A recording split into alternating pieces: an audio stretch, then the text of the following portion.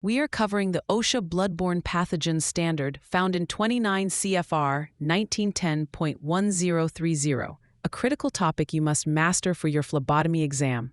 The entire standard is built around the exposure control plan. For your exam, think of this as the master blueprint for safety. A common exam question will present a scenario, such as an accidental needle stick, and ask for the appropriate response. While immediate first aid is important, the procedural response is always dictated by the employer's written exposure control plan. This plan must be reviewed and updated annually. At the core of this standard is the concept of universal and later standard precautions, which, on the exam, means you must treat all human blood and certain other potentially infectious materials as if they are known to be infectious. Don't get caught in a trap question that suggests you only need to take precautions if a patient's chart indicates a known infection. The rule is to apply these precautions universally, with every patient, every time. The exam will absolutely test your ability to differentiate between controls. Engineering controls are devices that isolate or remove the hazard. Think of sharps disposal containers and safety needles with sheathing mechanisms.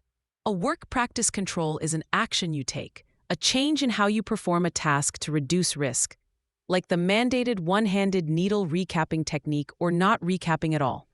Personal protective equipment, or PPE, is your last line of defense. Exam questions will test your judgment on selecting appropriate PPE. For a routine venipuncture, gloves are standard. If a splash or spray of blood is reasonably anticipated, you must also use a gown, mask, and eye protection. A highly testable specific detail is the Hepatitis B vaccination. Your employer must offer you the HBV vaccine series completely free of charge within 10 working days of your initial assignment to a role with occupational exposure. Be wary of answer choices with different time frames, like 30 days or after an exposure incident. The correct answer is 10 days. An employee can decline, but they must sign a declination form. If they change their mind later, the employer must still provide the vaccine at no cost. Finally, remember the training requirement. Training is not a one-time event. OSHA mandates that all employees with occupational exposure receive training at the time of their initial assignment and at least annually thereafter. A common exam distractor might suggest training is only required upon hiring.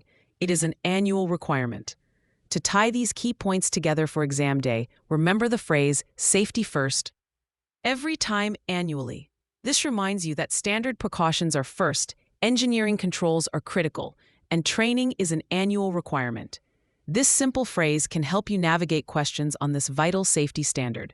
For free practice questions, AI-powered explanations, and more exam prep tools, visit openexamprep.com. That's openexamprep, all one word, .com.